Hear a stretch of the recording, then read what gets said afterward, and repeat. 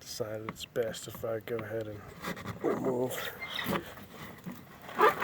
some of this foam. There's a bunch behind it and pretty much where the water is coming from. So even if it's not leaking, there's a damn good chance it won't dry anyways because of the moisture that's around it. So I'm gonna clear about 4 or 5 inches of stuff away from the repair, and there's gonna be a much better chance of it actually drying. I'm gonna probably cut this out.